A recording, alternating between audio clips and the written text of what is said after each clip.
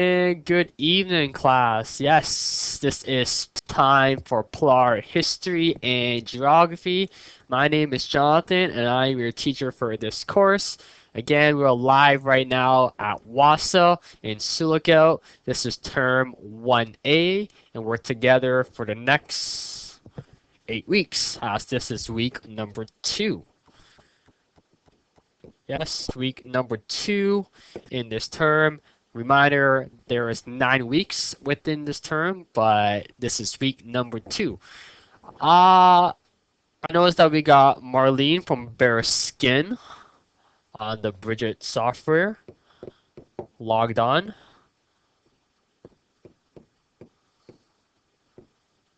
So hopefully she can hear us and hopefully participate and ask questions if she needs help. As we go through lesson number 1, looking at Canadian history since the early 1900s. We're going to continue looking at Canada in the early 1900s as we continue discussing and exploring over the next hour.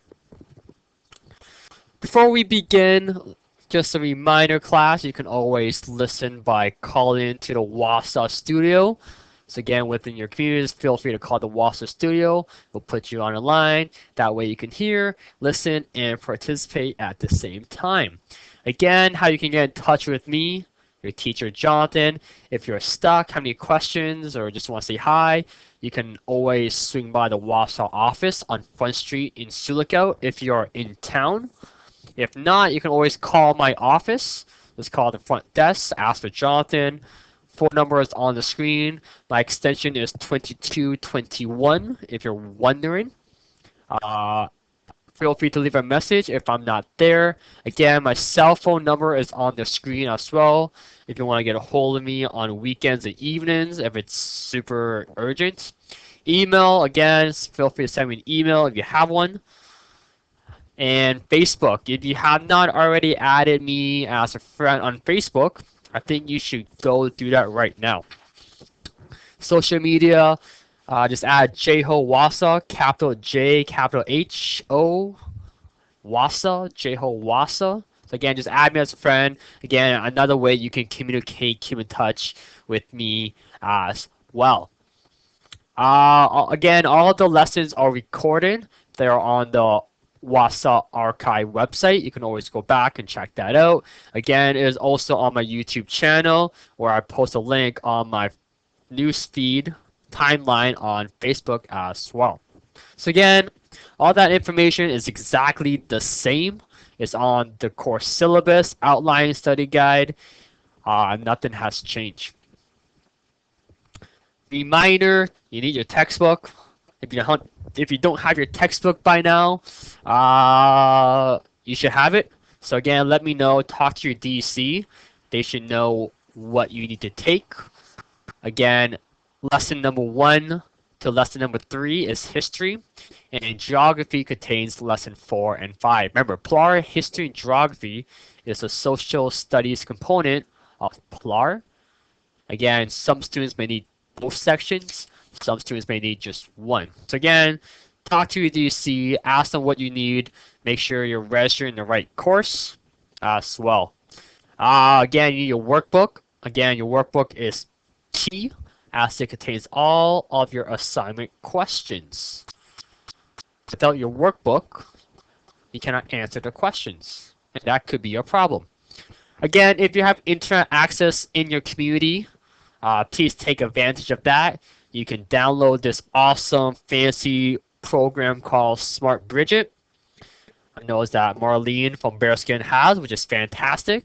You can log on. You can see my screen. Again, you can see my notes, my pictures, what I'm highlighting, what I'm circling, what I'm underlining, what I'm emphasizing as we go through these lessons, notes, and slides. If you do not have internet access, or your internet access in your community is not the greatest, but still want all my notes, all my pictures, all the additional information that I'm including within the lessons, again, just let me know. What I can do, and other teachers can do as well, is send you a USB stick absolutely for free on the Express with all the lessons, videos as well. Okay? So again, many ways to learn, many ways to get engaged as well. Questions? Again, just go over those key details. Any questions? Questions?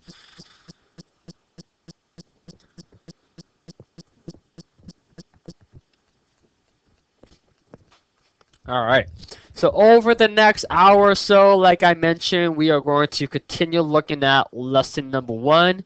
We didn't quite finish off what we covered last week, so we're going to go over what we didn't finish first, and then we'll be looking at Canada during the First World War One, which is between 1914 and 1918. But before we look at that, let's go back a little bit what we talked about last class. Yeah, remember our learning goals from last class were we talked about Wilfrid Laurier, which we finished. We talked about the train system in Canada, how it expanded and united our country. We talked about the Boer War. Hi there, Fort Hope. Hi. How are you guys doing tonight? Good. Good, excellent. Who is this with us in Fort Hope tonight? What? Who is this? It's Rebecca and Laura.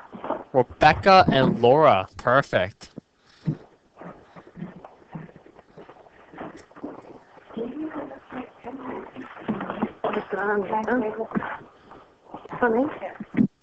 Rebecca and Laura. Perfect. Are you guys currently working on your PLAR history and geography assignments?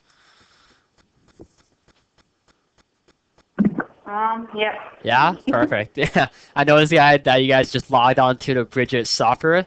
Does that mean that you guys can see my screen and see all my notes and what I'm writing, circling, highlighting? Can you guys see all that? It's still loading. It's still loading? Okay. Still loading on this end, yeah. Okay. So hopefully that will load for you guys, and that way you guys can actually see my screen, what I'm writing, all my notes, all my additional information, and all that. Have you guys completed any of the assignments yet? Um, Are you guys on the first? Are you guys on the first one still? I'm still on the first one. First one, perfect. Yeah. Was that Rebecca or was that Laura? Or are you guys both in the same boat? Rebecca. Rebecca? What about On Laura? the first one. Yeah, I'm still on the first one. Okay, so Rebecca's on the first one. Is Laura on the first one as well? Yeah. Perfect. Excellent. Good stuff. All right.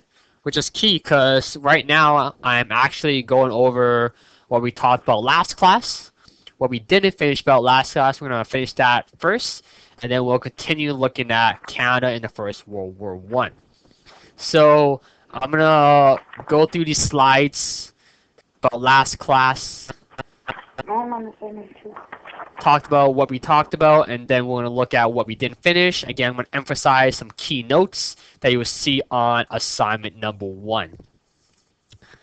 So Rebecca and Laura, has your screen loaded yet on your smart Bridget? Yeah. Yeah? So you guys can see all my learning goals from last week? Yeah. Perfect. Good stuff. Good stuff. So again, last week we talked about Wilfrid Laurier, the train system, the Boer War. We talked about immigration.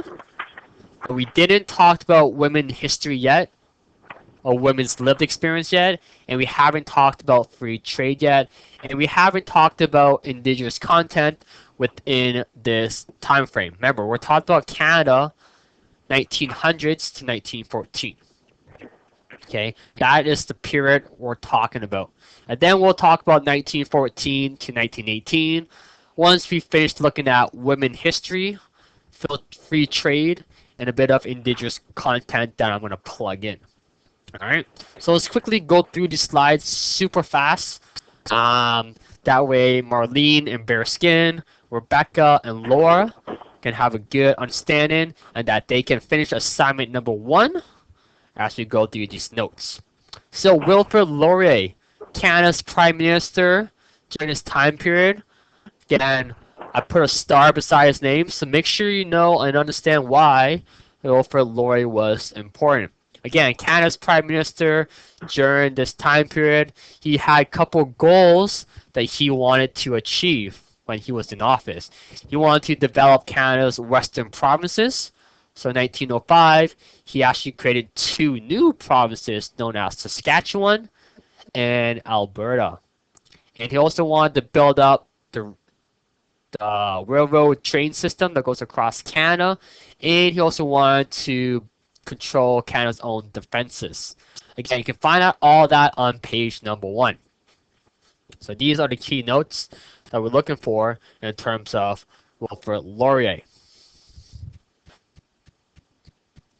So key fun facts that we talked about the train system.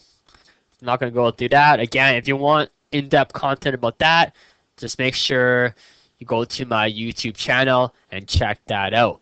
The Boer War, again, not going into great details, but again, it talked about Canada relationship with the British Empire, known as imperialism, and what Britain did, Canada did as well. So Britain was in a war with South Africa because they wanted resources.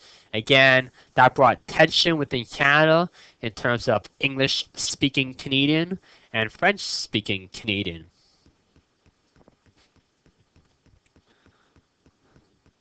And then we looked at immigration, why during this time period, a lot of people wanted to come to Canada. Again, there was about 3 million newcomers or 3 million immigrants coming and living in Canada. There are many factors as to why people want to come to live in Canada during this time period. One incident that I mentioned was the 1898 Yukon Gold Rush, where people from around the world heard that there was gold in Yukon, and they wanted to come and find gold because everyone wanted to become rich. And a lot of people didn't actually find gold, but after that, they just decided to live within Canada. So that's one example why a lot of people wanted to come to Canada. There are other factors too. We talked about what is race and what is racism. We need to find those two terms because I think they're pretty significant. Again, a lot of Asian Canadians coming to Canada, they were discriminated. The Canadian federal government created something known as the Chinese federal head tax, where Chinese immigrants wanting to come to Canada had to pay something known as the Chinese federal head tax, which is basically a fee that they had to pay if they wanted to come and live in Canada. So in 1885, it was $50 if they wanted to come live in Canada, and as the years progressed, the value increased as well. So 1901, that became $100, and in 1904, it became $500. So again, that's one way of discriminating, saying, hey, if you want to come and live in Canada, you have to pay money. And again, $50, $100, or $500 is a lot of money back then. Okay, think about it. $100, $500 nowadays, it's a lot of money, but back then it's even more money. I know we got Rose Mikas logged on. So hello again, Rose. I know she was with us last week as well, so hello. I believe she's from Deer Lake, if I'm not mistaken.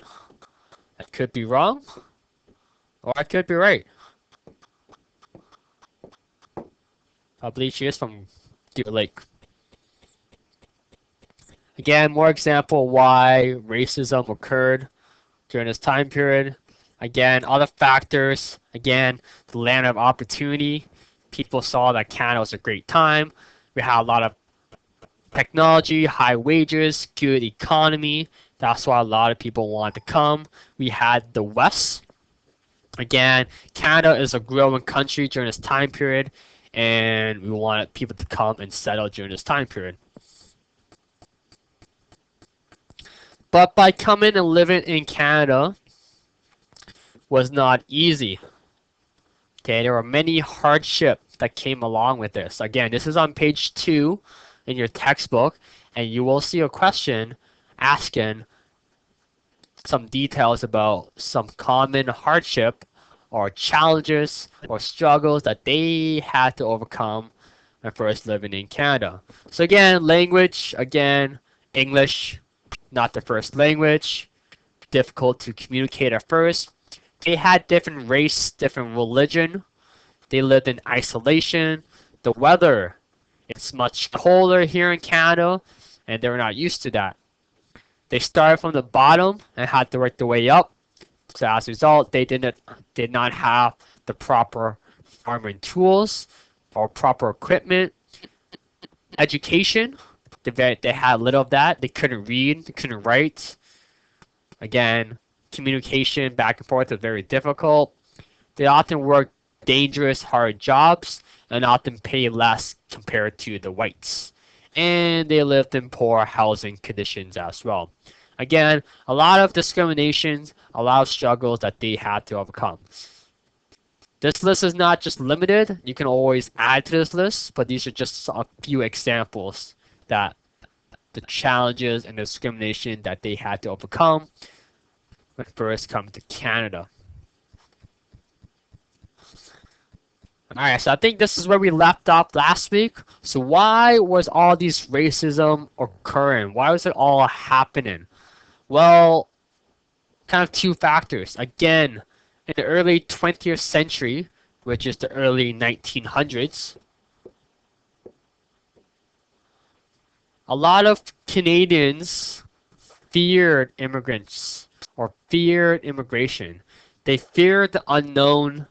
They were scared of other people from different countries coming and living in Canada because they were afraid of the unknown. So for the English-speaking Canadians, they saw it as foreigners. They saw them as threatening society. They saw them as threatening the dominant British culture. In other words, the white society or the white norm. They wanted to maintain that image, that culture, and that tradition based on the British Empire or the British culture. They want to maintain that. Those were the English. However, the French Canadians, again, they were smaller. They were known as the minority.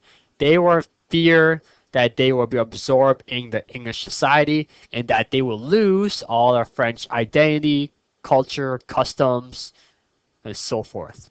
That's why a lot of racism occurred, because again, they want to maintain their image, the lifestyle, the lived experience, but they fear the unknown.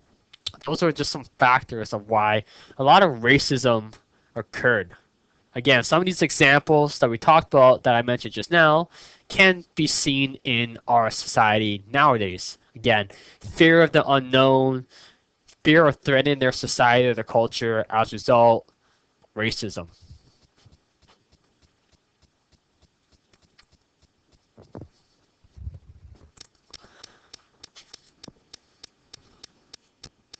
Alright, so now we're going to kind of switch gears and look at women. Women in work, or women and their lived experience. In other words, I like to call it as women's history. Okay, we're going to talk about women in terms of gender and women specifically their role during this time period. Again, when looking at women in terms of gender and social, we want to explore all factors of women's lived experience or women's life within the frame of the past, future, and present. Okay, just keep that in mind. The past, the future, and the present. We need to acknowledge that society was socially constructed or influenced how society was developed back then. Okay, it was socially constructed based on the norms of society back then. So we cannot, when looking at women's history or women's living experience, work, or gender stereotype, we cannot blame men. Okay, so just keep that in mind. We need to look in terms of the place and the time. And that place and time was that we're looking at the early 1900s. Okay, a long time ago almost. So women at work, again, you can find this in your textbook. You can find us on page number 2 in the middle. Okay, this is page 2 in your textbook, and you'll see women and the work again on assignment number 1. So make sure you pay close attention in terms of women and work. So again, keep in mind of the place, the time, how it was socially constructed. It was just the way it was back then. Okay, just the way it was back then. So back then, women and work were basically marriage, motherhood, and domestic work. It was all intertwined in all social classes. Whether they're rich, poor, middle class, it kind of affected all classes. There was the notion and the idea of work before marriage, financially despised women based on textile factories, waitresses, domestic servants, and other jobs such as office, nurse, and female teachers. But again, just keep that in mind. Most of them were in domestic work. Okay, taking care of the house. Again, what we just kind of mentioned were a lot of gender stereotype. So gender stereotype is kind of like oversimplifying, generalizing description of masculinity and femininity. Okay, these are gender stereotype. Again, this is just the way it was back then. Again, nowadays it's a lot different. It's a lot different. So again, keep in mind, domestic, womanhood, again, waitresses, domestic servants, textile, okay, textiles like making clothes, sewing, knitting. As we continue, women had daily expectation. A lot of them were housekeeping expectation, such as washing, iron, baking, cooking, cleaning, dusting, maiding, and so forth. Okay, again, a lot of gender stereotype role. Okay, it all goes back into motherhood. Okay, the idea of motherhood. Being a mother, taking care of the house, taking care of the family, taking care of the children. Again, domestic service. Again, it kind of geared towards immigrants and the lower working class, but again, it could apply to working class or the higher class as well. Again, working class, immigrants, and the lowest paid jobs all go back into domestic service. But all this notion can be classified as something I like to call, or was called, the Victorian ethos. The Victorian ethos. It's an ideological formulation driven by the white, Protestant, middle-class folks of the British origin. It was basically a code of behavior based on gender. Okay, for example, back then, if you were a female, you were expected to do this. If you were a male, you were expected to do this. Okay, again, this is just the way it was back then, keeping the content of the place and the time of how it was. Again, gender sphere. Okay, gender sphere. Okay, kind of like private sphere of the home, female, and the public sphere for men as they're working in the public field. Okay, this was just the way it was back then. Again, keep in mind motherhood, child, taking care of the house, those priorities and expectation came first. So I have a little neat comic on my screen that kind of challenges these barriers of what we just talked about. And this comic is called Queen of the Hurricanes by Elsie McGill. Okay, neat little comic. This is actually real. Okay, Elsie McGill is actually a real person. You can actually Google her name and actual person. So Elsie McGill lived in Vancouver, British Columbia in the late 1920s. Okay, a couple of decades earlier, but this is the 1920s. Still within the content what we're talking about. Elsie says, "Daddy, I want to study electrical engineering." And her dad simply replied by saying, "But Elsie, that's a man's work." But then her mom over here says, "Nonsense. If that's what she wants to do, she will do it." Simple as that. So Elsie enrolled in the University of Toronto. Again, she got there. Again, a lot of negative comments, such as, "What's the world coming to? A girl taking electrical engineering?" This guy over here shouted, "Go home to your knitting." And this other guy says, "How does it feel to be the only girl in a class of 30 boys?" Elsie simply replies, "I don't mind. You're kidding. It won't stop me." And in the end right here, it says, "Miss Elsie McGill, our first women engineer." 4 years later, and she broke down those barriers, challenges, and got her degree.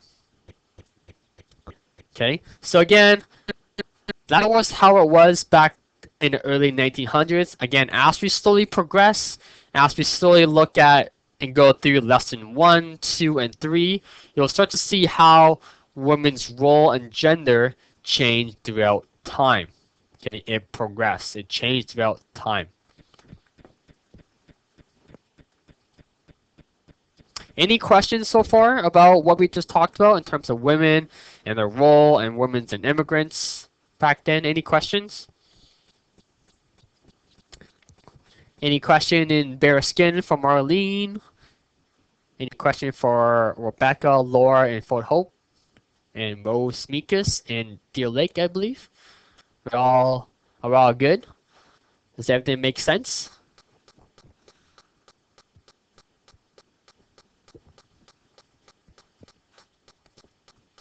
Again, class, if you have any questions as we go through these slides and these notes, just let me know. I don't mind stopping.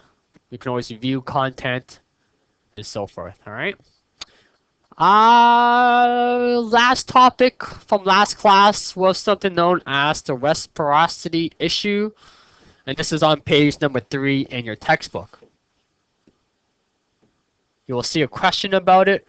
Pretty key, pretty important.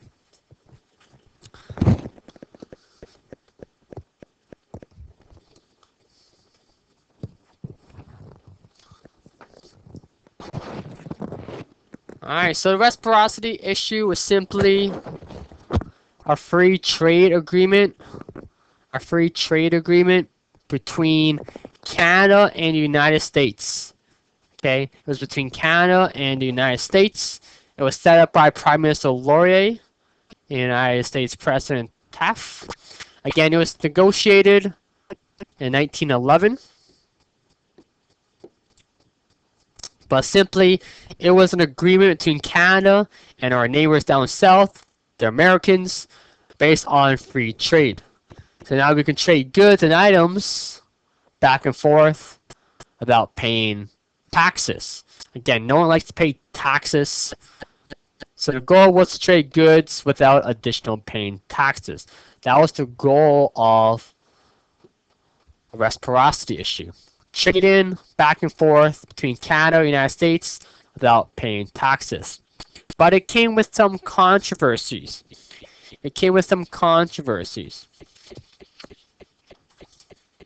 Some were good and some were bad. Some liked it, some didn't like it.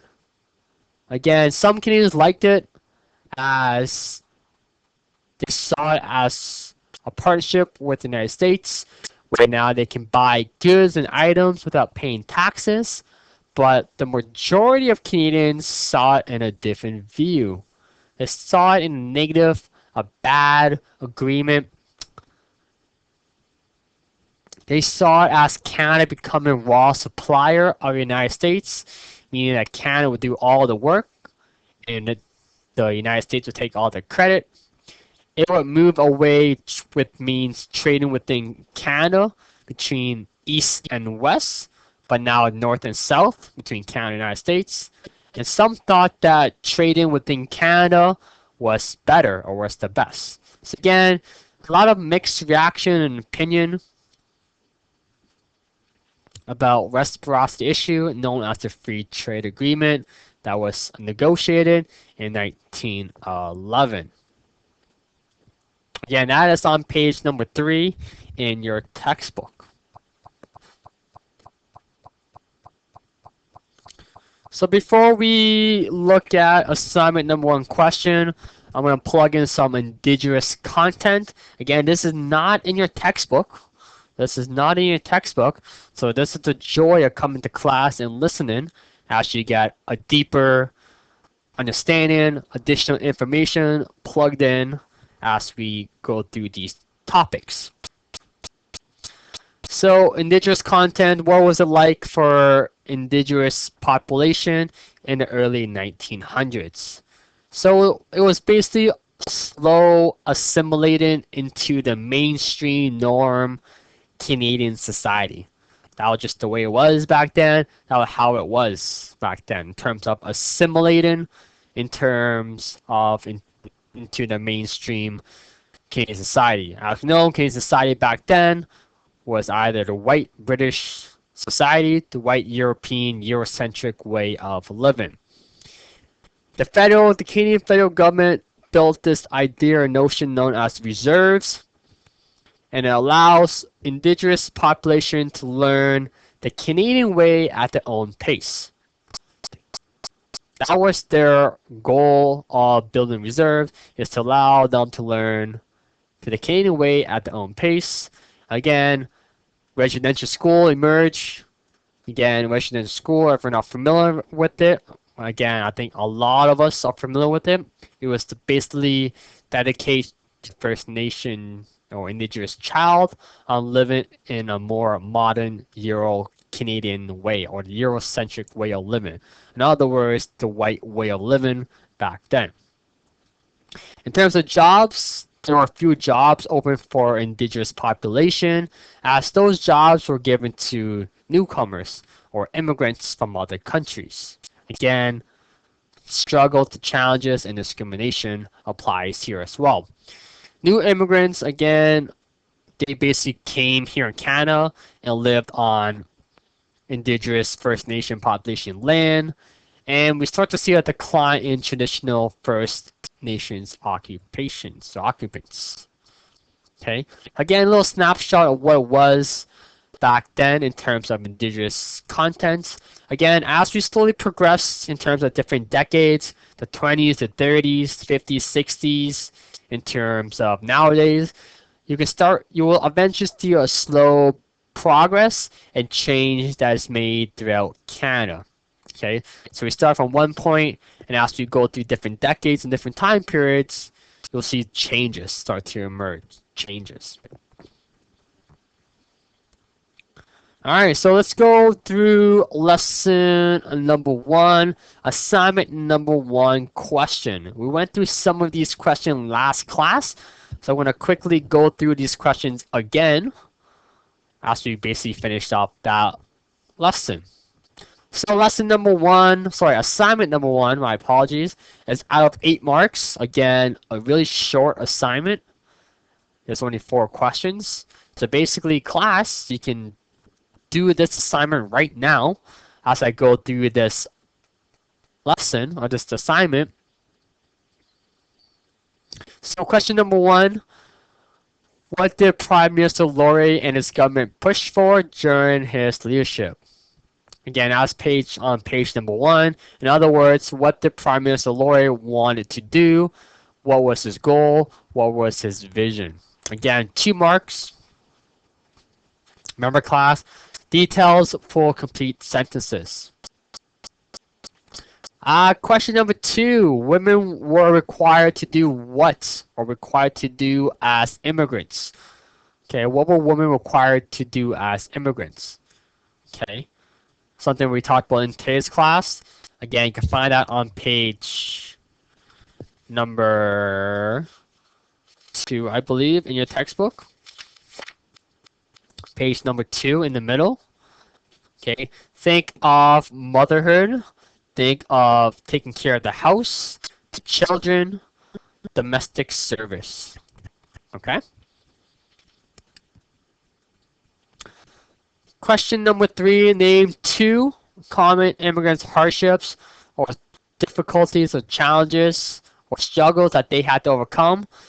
Again, make sure you read the question closely. It tells you name 2 immigrant hardship. Again, don't give me 1, but make sure you give me 2. Okay, simply a mark for each.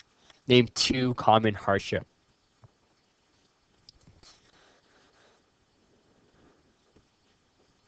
And the last question, what was the reciprocity issue? Sorry. In other words, what was it and when was it negotiated? Or the year. The year it was signed. Okay, so what was it? Intent of free trade agreement between who? Canada and the United States. And when was it signed? Okay, again, that was on page number 3. Top of page number 3. Okay, class? So right there, that is assignment number 1. Simple 4 questions, each out of 2 marks, 8 marks. Okay, so once you have completed assignment number 1, send that to me right away. That way I can mark it, give you feedback, let you know how you're doing, if you're on the right track, if you need to fix something, and so forth. Okay, so again, once you finish an assignment, again, it is best to give it to me right away or send it to me right away. That way I can mark it, again, give you feedback, etc. All right. Are there any questions, class? Any questions, Marlene? Embarrasskin, questions? Question in Fort Hope? Hopefully they're all still there with us. Rebecca and Laura, are there any questions? No. No? Does that all make sense? Pretty easy, straightforward, right? Yeah. Perfect, good stuff. And hopefully that all makes sense as well with Rose Amicus in Deer Lake. Hopefully they're there with us as well. Okay, so again, class, hopefully you can do that right now. Again, assignment number 1.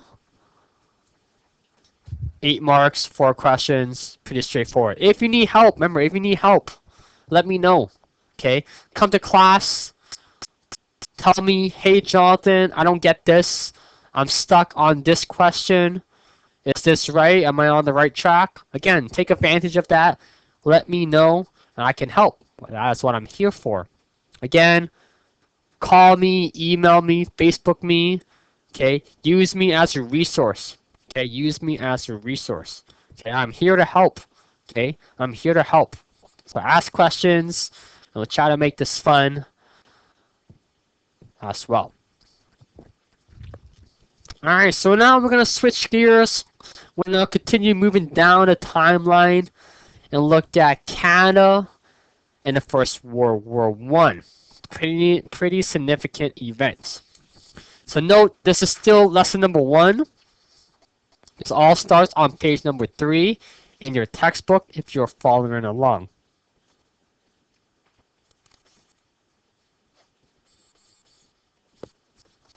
Okay, so looking at Canada between 1914 and 1918. Those are the 4 years that we're dealing with. So let's get to the learning goals or the learning expectation for this slide. Again, we probably won't finish it today. We'll get through as much as we can, and then we'll finish it off on Thursday. So again, basically our expectations, our learning goals are by the end of this slide, this lesson, you'll be able to describe some key social, political, economic events, trends that developed during Canada and the First World War, and assess their significance. Again, we're looking at 1914 to 1918. Okay, that is our time frame. Looking at Canada and its overseas conflict as well. So we're going to talk about how it started,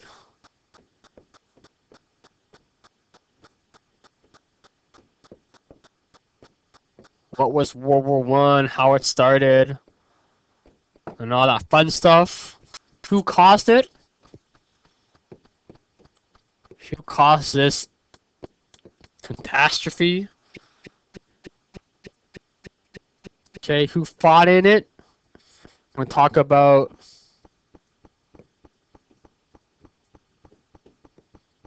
who fought.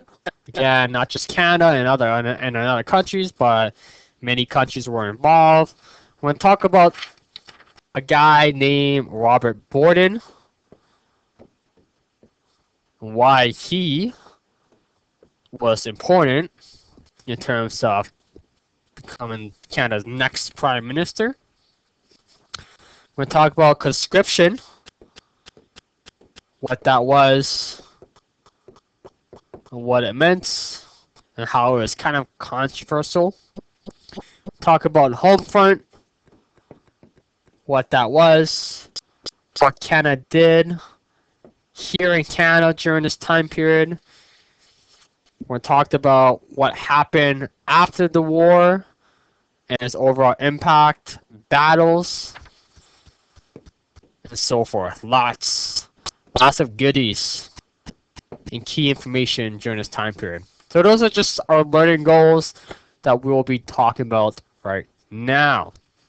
So let's begin.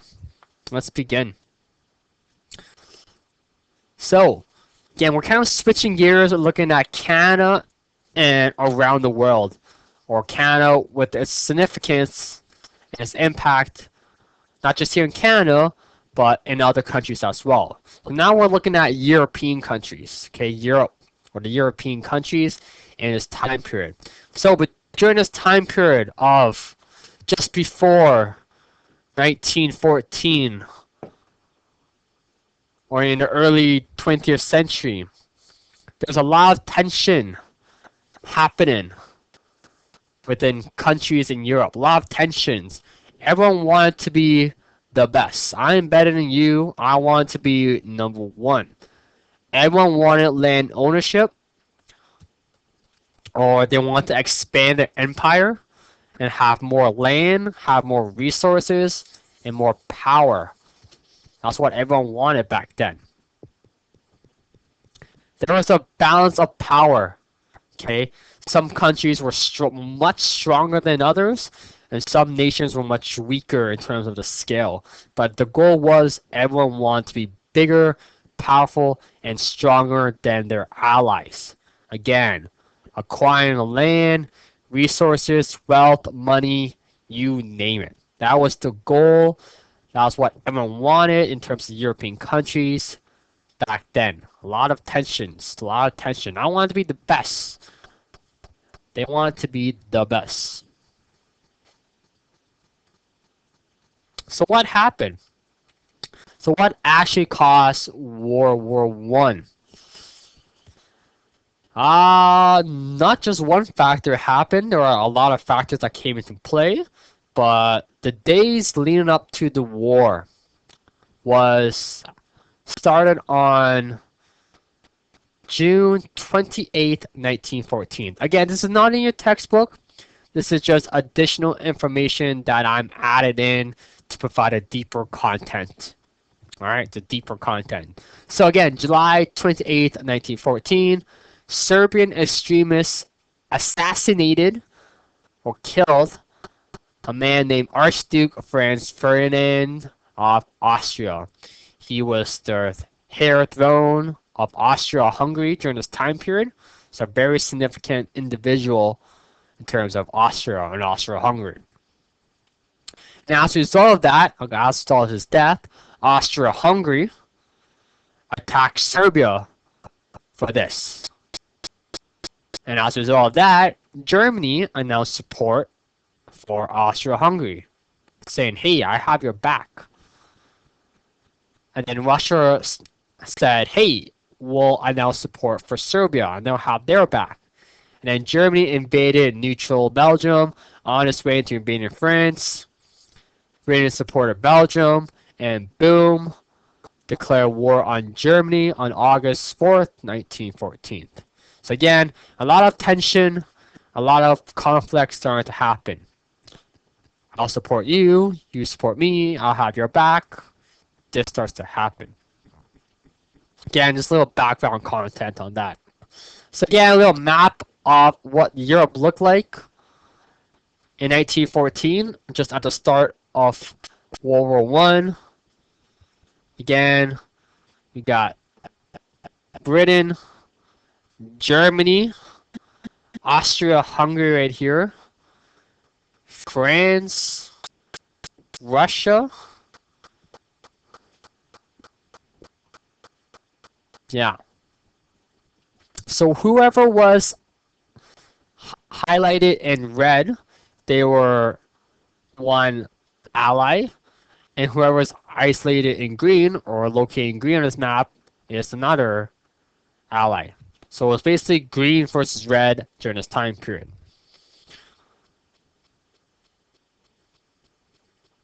But there were other factors that caused World War One. Okay, again, this is not in a textbook. This is just additional information. So I like to call this main.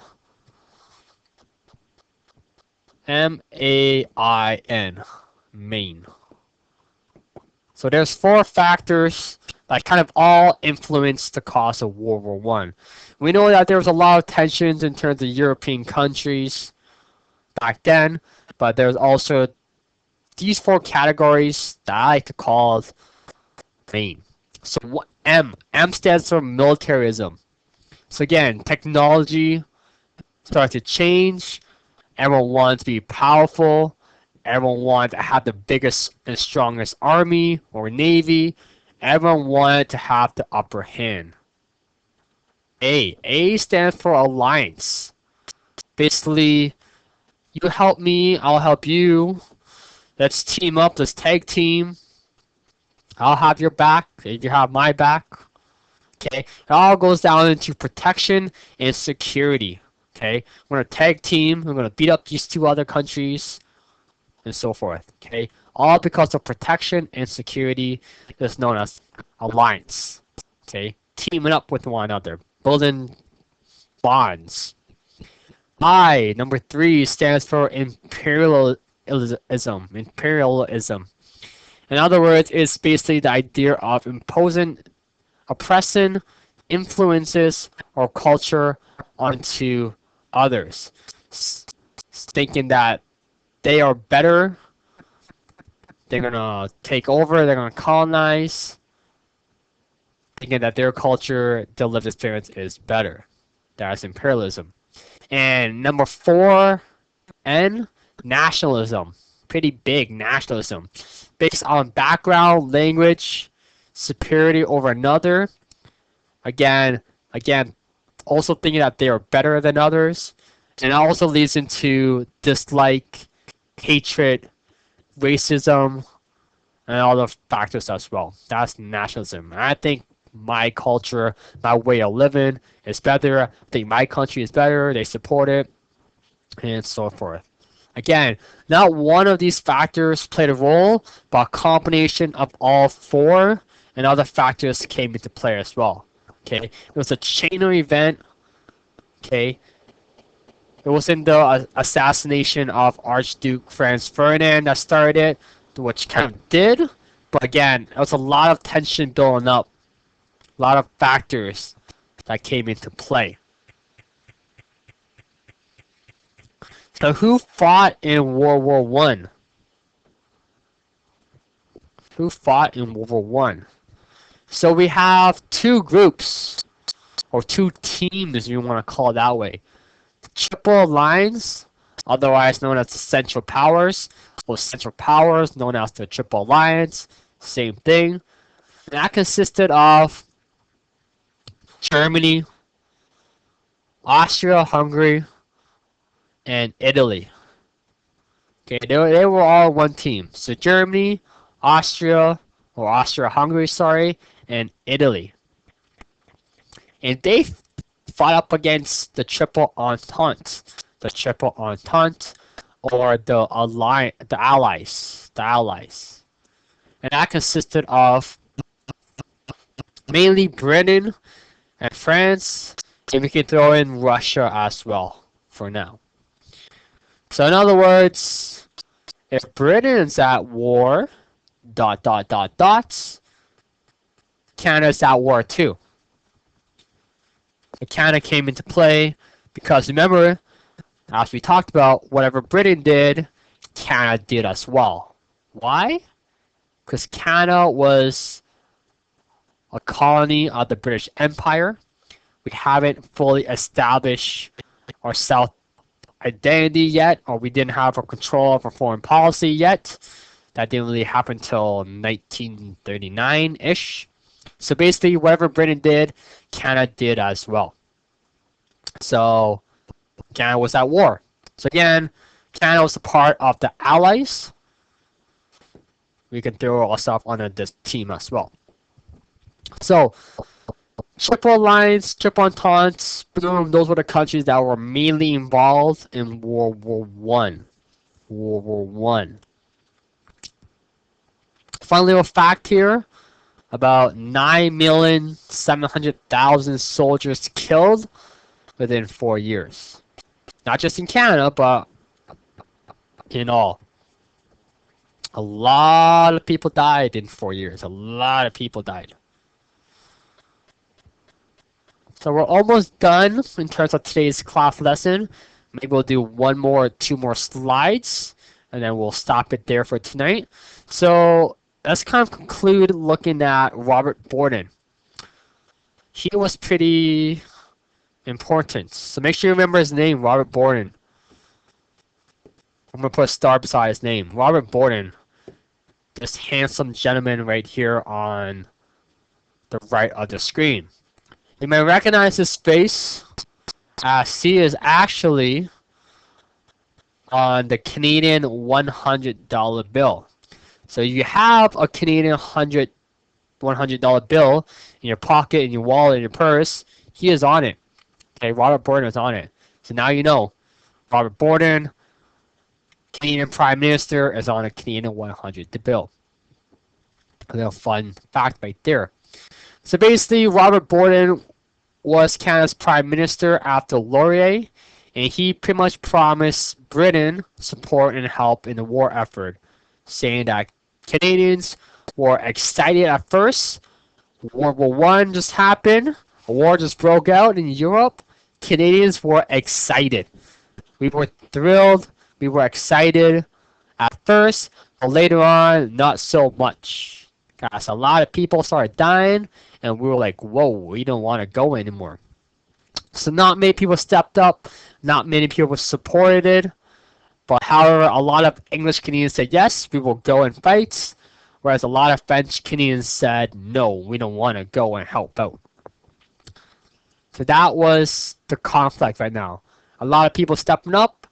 Not a lot of people stepping up. So something came out of that. And that was known as conscription. Conscription. What was conscription? I'll tell you about it on Thursday. If you want to know what conscription was, you can simply read your textbook. Again, that's all on page number 3. Robert Borden, page number 3 in your textbook. Why he created conscription and why that was important. Alright. So we'll stop it here for tonight. We will continue looking at Canada and World War One next class on Thursday. Alrighty. Are there any questions, comments, concerns before we say goodnight? Again, I want to say thank you to Marlene in Bearskin. Thank you, Rebecca. Thank you, Laura in Fort Hope. Thank you, Rose Meekus in Deer Lake.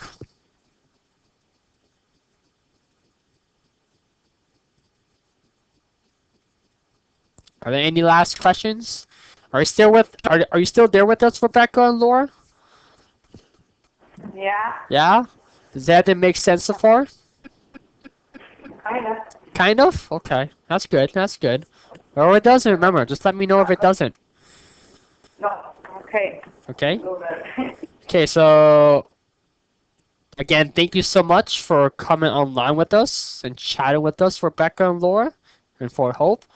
So now you can start assignment number 1. So hopefully you can do that. Again, just read the questions, answer it. Hopefully, but you guys come into class tonight. Hopefully that helps. I was already done assignment 1. You already done it? Okay. Yeah, I was just needed to do starting on assignment 2. Perfect. All right. So we'll continue looking. Assignment 1. What was that, sorry? I'm faxing over my assignment 1. Perfect. Perfect. Good stuff. I look forward to seeing it. And I will mark it as soon as I get it. And I'll let you know how you did. And so forth. But in the meantime, continue to read the textbook. Continue to come to class. And hopefully you can start assignment number 2. And we'll look at assignment number 2 in greater details as we go through these slides on Thursday. Alrighty? Okay. Okay. So I will see you guys, Rebecca and Laura from Fort Hope on Thursday. Yeah. Perfect. Sounds good. Alright, class. Thank you so much. Again, we'll see everyone back with us live on Thursday. And we'll continue looking at Canadian history content, fun stuff. Thank you. Have a good night. And